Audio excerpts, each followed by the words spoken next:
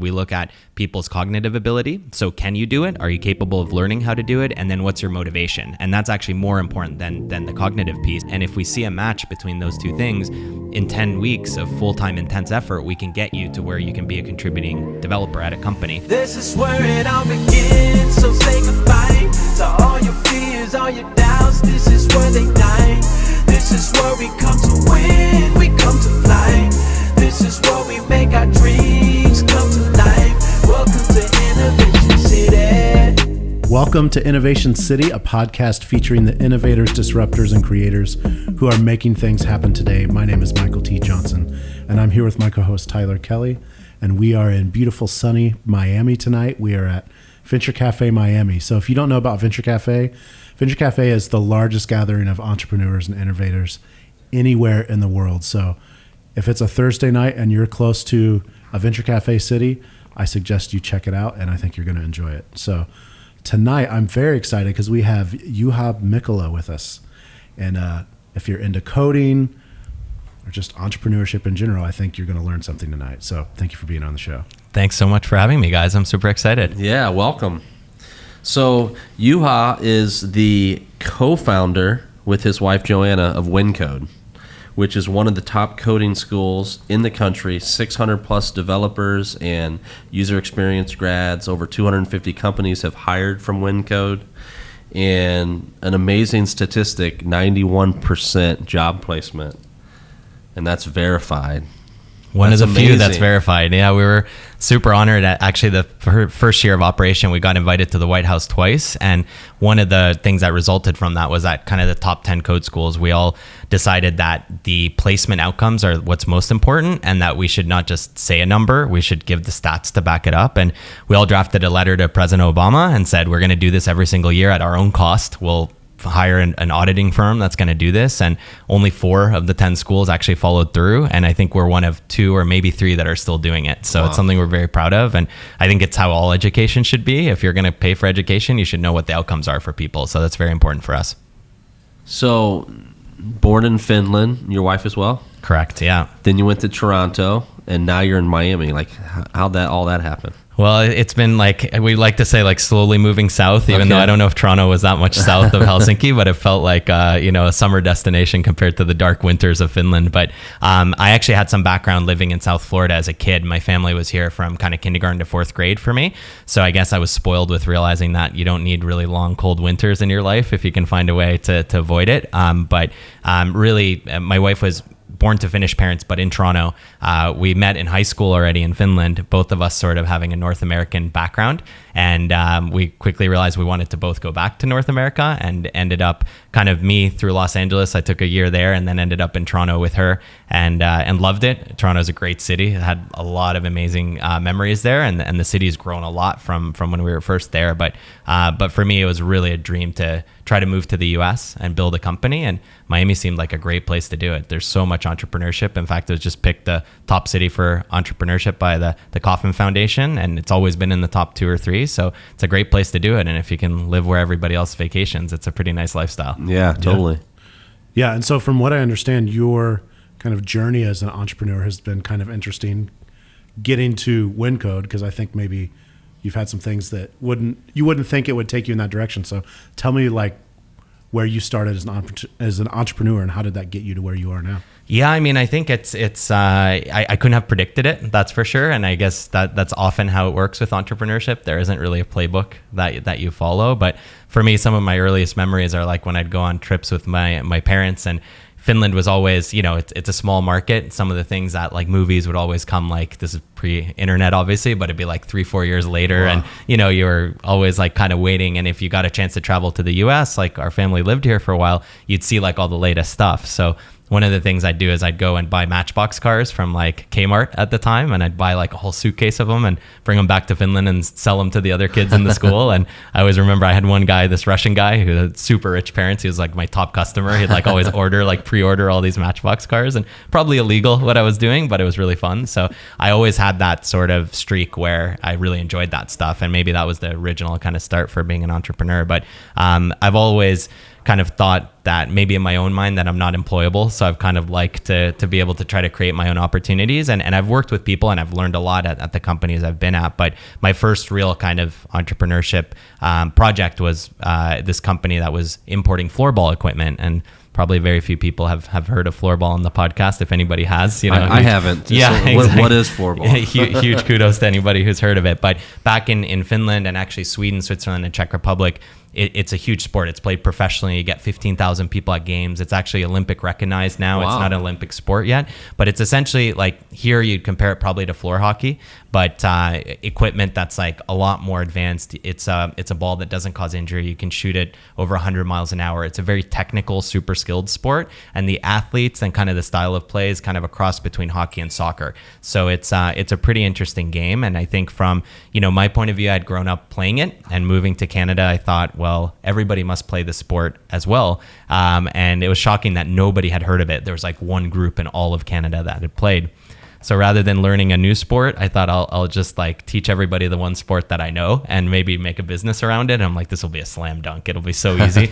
And I realized that actually selling equipment for a sport nobody plays is very tough, because you have to start at the grassroots and start with the kids and go that path. And we were eventually successful, but it was really a passion project. We got 1,000 schools playing and we had a bunch of retailers selling the equipment, but so much work, such a small team, and it really let me realize that there's an entrepreneurship bug there, but there's probably a different thing I could be doing. Yeah.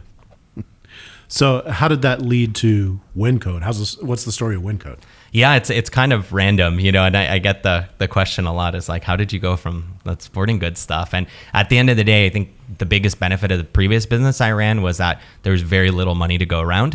And it was very hard. Like every customer, I knew them by name, and you had to have a relationship. And then they're always opportunists. So like once people started playing, somebody else was like, oh, now that there's a league of 500 people, I'll start importing the gear and I'll sell directly and cut this guy out who's trying to get the stores going and, get everything. So I always realized like relationships are super important. And eventually I just knew that the part that I was most excited about was technology.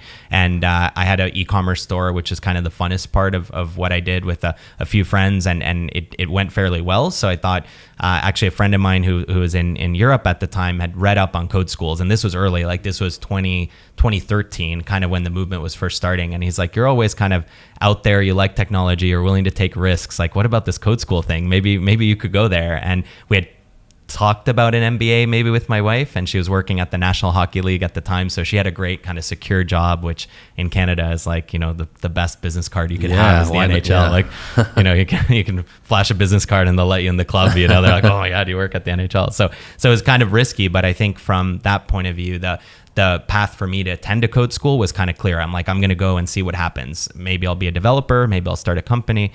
Who knows? But I just knew, and I see that in a lot of our students, I just knew technology was the way, the future. And if I could speak the language and really contribute as a developer, something good would happen to me. It would be a nice fresh start where I can maybe use some of the experience I had, but become maybe more successful than I was. So I didn't think at the time I'd start a school though. I had no background in education, but my wife has a background in helping like mentor employees. She worked with a lot of people at the NHL who were super accomplished on the ice. So she managed all the referees and linesmen, but they weren't used to an office environment or working in an office. So that soft skills training she was kind of naturally doing. And we thought if you combine that with teaching development, you could have amazing developers that every company will want. And eventually we came up with the concept, how we could improve it. And it was just a matter of looking at markets. And Miami seemed like the one where, we had been down to Miami maybe a few times. My parents have a place still from where we lived, like up in the Lake Worth area. So about an hour north. Didn't really know Miami, knew nobody, but it seemed like the place that had the most opportunity to build something and create something rather than join an existing wave. And now looking back, you see what's happening here at Venture Cafe and all around the entrepreneurship ecosystem was definitely the right choice. At the time, it didn't seem like it. It seemed very risky. And this is still just the beginning. Definitely, we know that. One of the biggest challenges that an ecosystem like Miami has is its workforce, right? In terms of like Amazon, these types of things. So how are you addressing that? like for Miami? Yeah, I mean, I think something we like to talk about often is that, the talent is here. I think you just need to look for it with a different lens. Companies are very often looking at, well, what degree do you have? What's your work experience? And if you look with that lens in Miami, you'll have a tough time finding a tech workforce. But if you look at it the way we do at Wyncode, we look at people's cognitive ability. So can you do it? Are you capable of learning how to do it? And then what's your motivation? And that's actually more important than the cognitive piece. And we test all of our applicants for that. And if we see a match between those two things, in 10 weeks of full-time intense effort, we can get you to where you can be a contributing developer at a company. So I think for workforce development, that type of non-traditional paths are so important. And what's really cool is that path also ends up getting people that are just naturally, you get more diversity, you get people with different backgrounds, different trains of thought, which is very important. I came straight from a meeting at Ultimate Software, which is up in West End, and a lot of people don't know that's a huge tech company here. They were picked as the top tech company to work for in the entire US a couple years ago, ahead of Google and Facebook and all these companies. And they were talking about exactly the same thing. They're like, it's a supply problem from the university level. And there are actually great computer science programs in Miami, like at the universities here. The problem is that there's such demand that a lot of those people leave the market. So what ends up happening here is you have this workforce that's motivated, they want to contribute, they want to stay in their city and build it. You just have to give a path that's less expensive, more targeted, and has proven outcomes. And I think that's a way that we can address that gap, because entrepreneurship is here. People are entrepreneurs, they're building companies, they just need access to that talent. So you mentioned something, basically a 10-week program. So are you going from 10 weeks from like start to finish, and that person's ready to go be a coder at a job? Is that someone with no experience or? Exactly. I mean, ideally, we look for people who have shown an interest in coding. So today, there's so many great online programs that are free. So we love people who've been like, you know what? Maybe you hear this podcast and you're like, is this for me? You can just go on a multitude of sites, and we know a bunch of them. Like Zach Sims is the founder of Code Academy. It's one of the largest. You can go on there, create an account, kind of give it a shot, see if you like coding. And if you enjoy it, then we're the people who can take you to that next step, give you that job ready skill set, give you the connections with over 250 companies that have hired, and kind of put it all together for you so that you feel ready. But essentially, it's exactly how you described it. It's 10 weeks full time. They have 24-hour access to our space in Wynwood. They're working on group projects. People will be there at 2 a.m. because they're super excited to figure out how Facebook login works, and they want to add it to their app. And it's nothing where we're forcing people to put in these hours. You just end up putting in so many hours because you're passionate, excited about learning something new. And that past background is not important. We're definitely a 0 to job ready program, and we've done it over 600 times. So I think it's really about if you want it as an individual. And if you do, there's few programs in any field that can kind of get you ready fast enough. And again, I think it comes back to that supply problem. There's over 1 million open developer jobs around the US, and companies need to realize like, well, you might not have those years of experience or that traditional degree, but if you can do the job, you should get the job. Yeah. So what are kind of the challenges in your area? And I think maybe what pertains to an employer looking for someone, but also like the other end of that, what are the challenges for like a worker or somebody who's interested in being employed?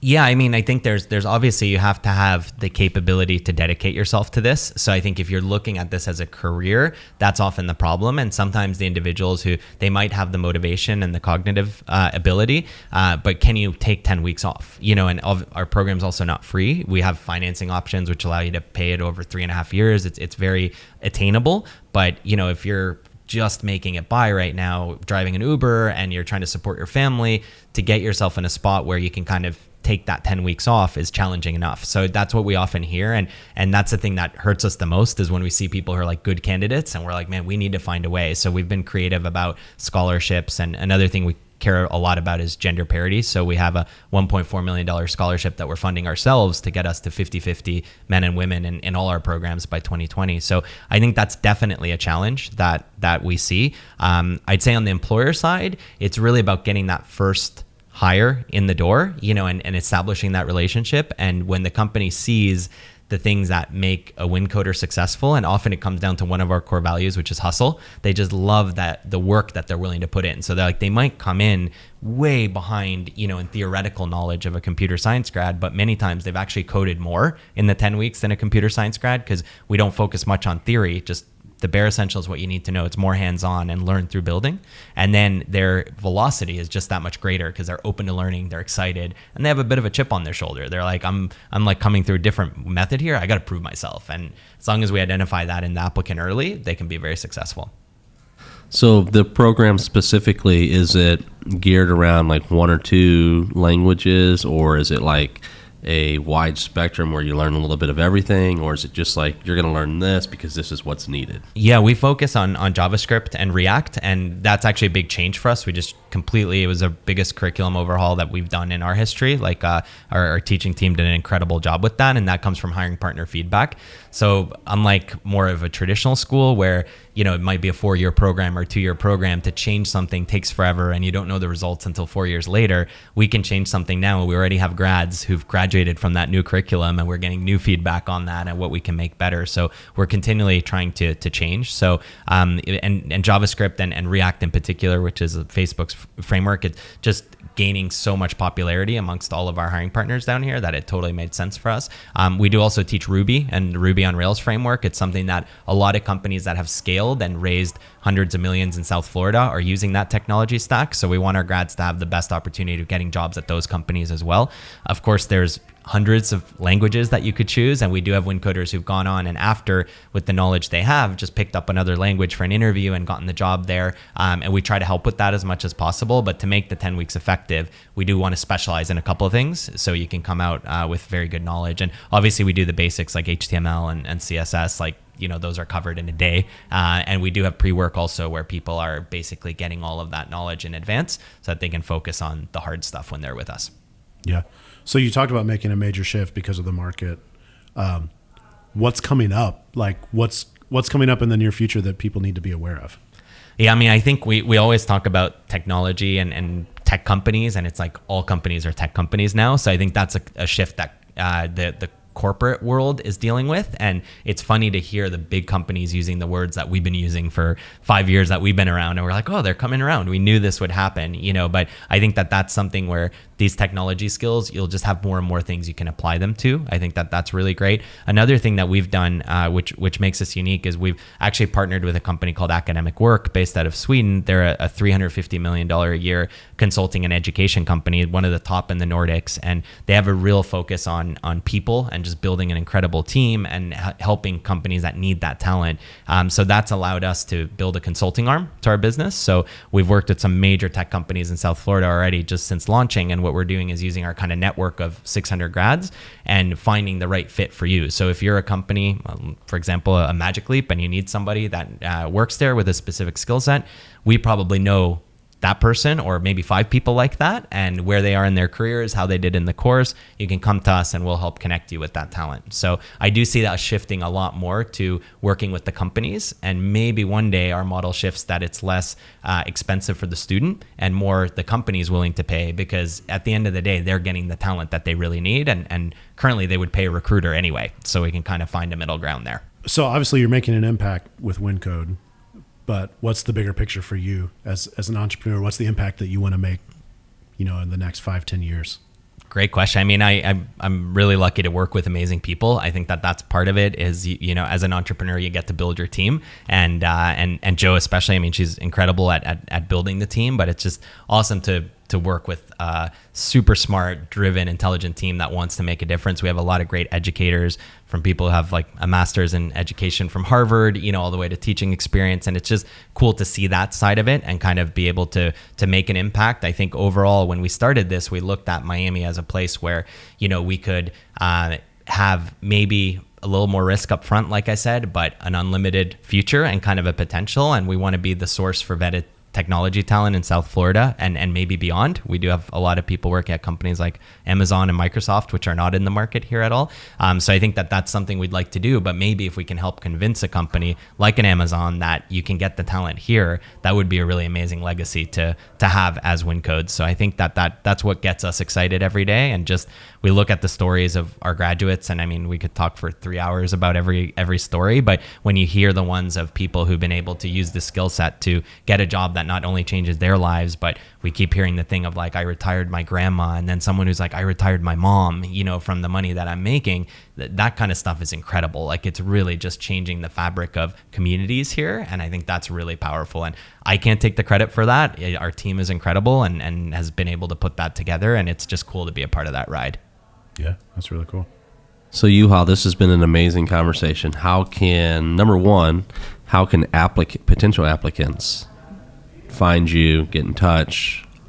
What's the timeline look like, application process? And then secondly, potential employers, how can they make those connections? So yeah, we're easy to find. We're at wyncode.co. So not com, but just wyncode.co, and it's wyncode.co because we're in Wynwood here in Miami. So that's the easiest way you can apply. There's information for hiring partners too. Our application process is really, we want to find if you're the right fit for our program, and also if we're the right place for you. We don't want to convince people who maybe aren't going to have a good outcome from this, because we feel that that's the right thing to do, is identify if it's going to be something you'll enjoy as a career. So we just encourage everybody to get in touch. We do a lot of events, a lot of free open house sessions for coding. In fact, we have one coming up a week from Saturday where you can actually come in and do a whole one-day coding boot camp with us. We supply all the food. You'll actually build your first app, and it's a really fun way to just, for a really small investment of time, find out if this is something that you're going to find interesting. And we have alum and hiring partners there talking about their stories. So we'd love to see you out. If you're a potential applicant, just come to an event, come meet us, and see if this might be a fun thing for you. And companies, we're always listening and here for them. So if looking for talent, we'd love to help there too. Awesome. Well, this has been a great conversation. Yeah, Juha, thank you for being here. Thank you. Thanks so much. This is awesome. For more episodes, visit innovationcity.co. Be sure to subscribe, rate, and review. And if you're in Miami, visit us on Thursday nights. Details are at venturecafemiami.org. And be sure to connect with us on social at We Are Slam and at Venture Cafe MIA. Thanks for listening. This is where it all begins, so say goodbye to all your fears, all your doubts. This is where they die. This is where we come.